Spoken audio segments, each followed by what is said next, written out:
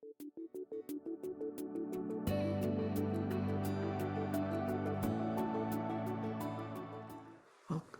good evening. It must be Wednesday. Welcome to Mill Valley Zen, sometimes international version. Lovely to see everyone. Man, what a world we live in.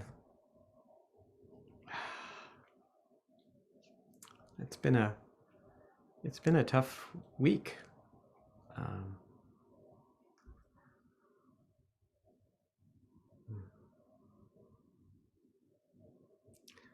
so feel like I've, despite that, I wrote a book called Less. I'm clearly been a less failure these last couple of weeks, and had I've had a lot of family staying with us from out of town, and I was longing for the COVID lifestyle of no one, you know, complete, much more control over my time.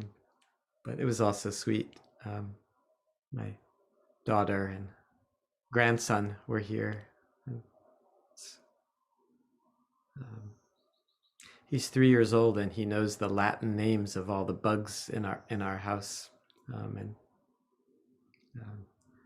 I'm just hoping he's not going to challenge me to chess or something like that. You So this chapter from Not Always So, Pure Silk, Sharp Iron, one of my favorites. I just really love this particular talk, and it wasn't. I have to say, it wasn't until tonight's meditation that it occurred to me that there's a lot of parallels between this and compassion and accountability. Uh, it's like, duh. But yeah, which is what I've been writing about and thinking about a lot. And yeah, the pure silk part. It's really like, this.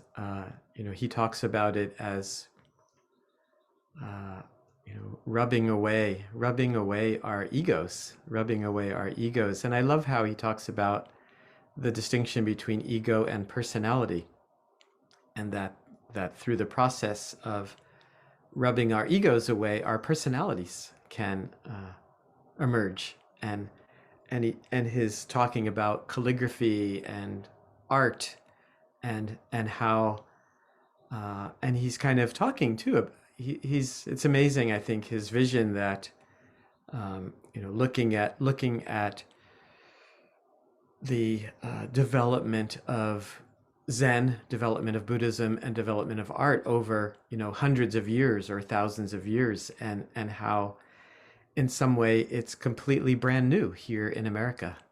I think we are discovering Zen and whatever, I don't know, Zen in leadership, uh, somehow more prominent than that, which is interesting, right? There's Zen is in some way seeping into our culture, uh, yeah, through the business door, which completely wild and crazy. And uh, yeah, when I'm in Asia, people are really curious about this, uh, yeah, this strange combination of Zen practice and leadership and work. So I want to read a few passages. Um, so he starts out by saying, right, without sticking to a form or posture, you naturally convey your mind to others in various ways. It is the state of mind in which you do not stick to anything. This is the purpose of our practice. Right? So interesting. And again, he keeps coming back to, why are we practicing? Why are we practicing? Right? This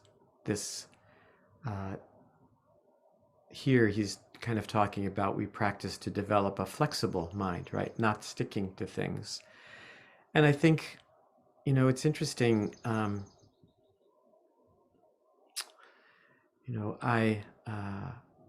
might have mentioned it last week, but I facilitated a 2-day retreat for a group of business people, and it's hard. I could feel how sticky they all were in terms of their relationships and their view of, yeah, in some way they were all stuck in the mode, I thought, of frustration. There was a kind of frustration, and I just wanted to give them a pill or something, and or some way to shift their mindset from frustration to possibility, from frustration to bring it on. Let's figure this out. Let's work together. And but I think it takes practice to do that. Like this practice, because we somehow need to recognize and become really, really familiar with our sticky minds, and come back again and again to understanding and seeing that we don't have to ignore the frustration, the pains, the difficulties, the insanity, the gun violence. We don't have to ignore it. In fact, we can allow our hearts to break open. We can allow our hearts to break open, but not be too stuck in it. And at the same time that our hearts are breaking open, to at least have a mindset of what's possible here. What's possible? What can we do? What can we do? What can I do? What can any of us do? Yeah, talk about frustration. But I think it's this practice and mindset of not getting stuck. He says Japanese people have been studying Chinese characters and culture since 600 or 700 AD, and after using Chinese characters, they established their own way of writing. The same thing will happen here with our practice. Yeah, and he says, ego is something that covers your personality. Everyone has character, but if you don't train yourself, your character is covered by ego, and you cannot appreciate your personality. And then I love this. This is where he's explaining the title of this talk of pure silk and sharp iron. And he says there's a word in Japanese that expresses this. The word is niru. Niru is how we refine silk by washing it many times so that the threads are white and soft enough to weave. We also use the character for iron.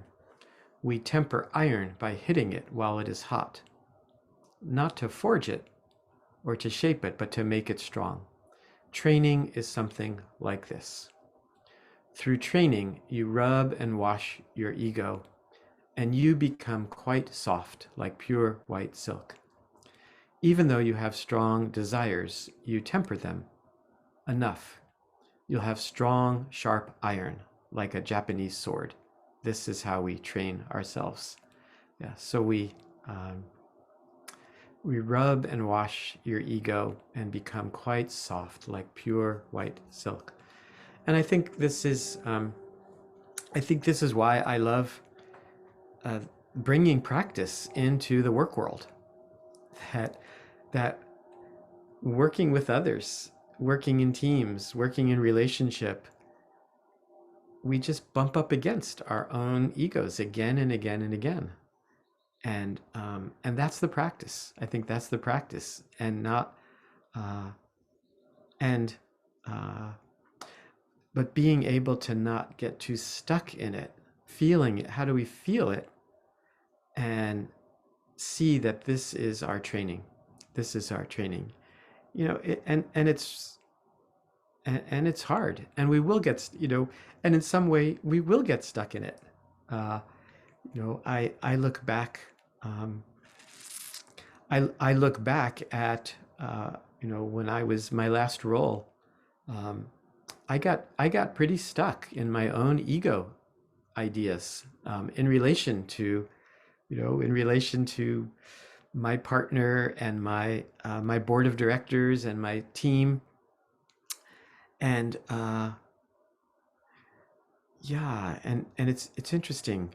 Um, I was doing everything I could to, uh, but I think it's really hard. It's really hard once we get enmeshed in uh, our own ideas, and it kind of taps. It really can tap into really deep, I think, deep patterns but again, I feel so I feel so fortunate and lucky that and that process for me of you know rubbing and rubbing against my own ego. And I have to say, um, my my children are great teachers for me. Even my grandson, right? Like, uh, and certainly, certainly my friendships, my marriage. It's every so this is everything is practice. Everything is this practice. Yeah. And he says, this is not something for me to talk about, but something I must show you in my everyday life. I'm afraid you will study only. I love how he's talking about this. He says, I'm afraid you'll study only my weak points. We should know why we practice meditation, and we should be able to tell the difference between something that is good and something that just looks good. There is a big difference, right? Unless you train yourself through hard practice, you will have no eyes to see and no feeling to appreciate something that is truly good. Only when many people have the eyes to see or to feel something good will we have good teachers and students. And I would say only when many people have eyes to see or feel something good will we have good politicians, will we have good leaders. And this is the problem. This is the problem. Uh, we don't have enough people who um, have eyes to see and can feel to appreciate something that's truly good. This is mutual practice, right? It says, I don't expect every one of you to be a great teacher, but we must have eyes to see what is good and what is not good. This mind will be required by practice.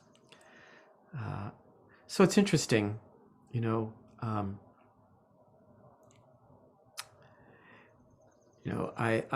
I'm, uh, I think I'm wanting to develop my own, artistic eye to have a better sense of good art and not good art. And in some way it's in the eye of the beholder, but there's also something about developing one's palate, just like there is in knowing, good wine or good food.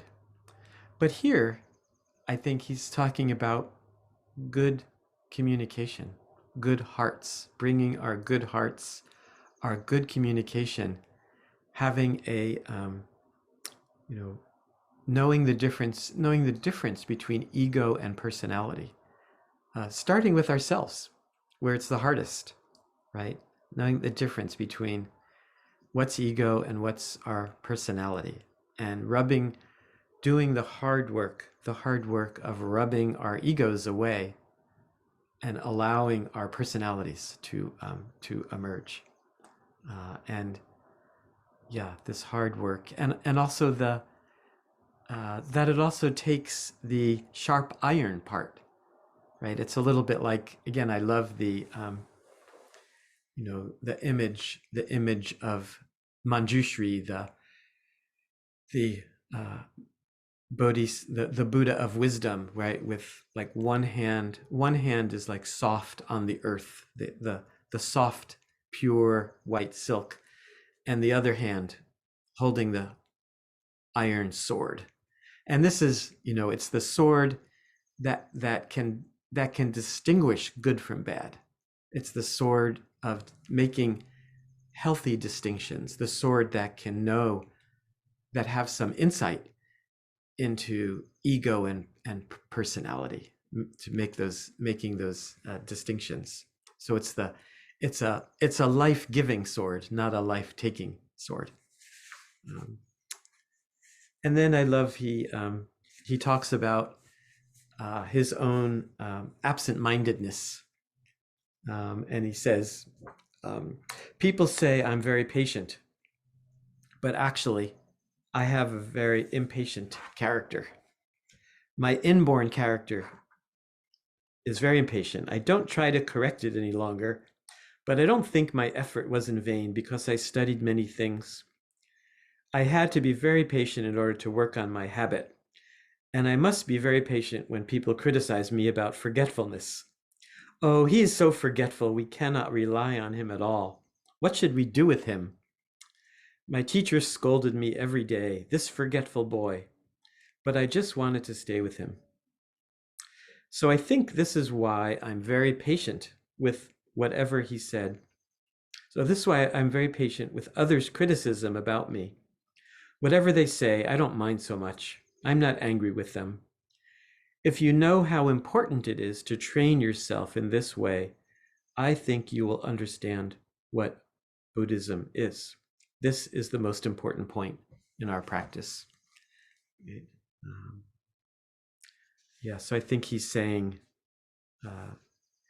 the importance of training ourselves in this rubbing and rubbing and rubbing away our egos and letting our personalities emerge, and at the same time the holding ourselves and others accountable, making those distinctions.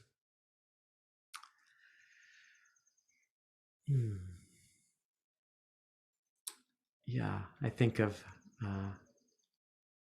and there's something, I think, this deep intention around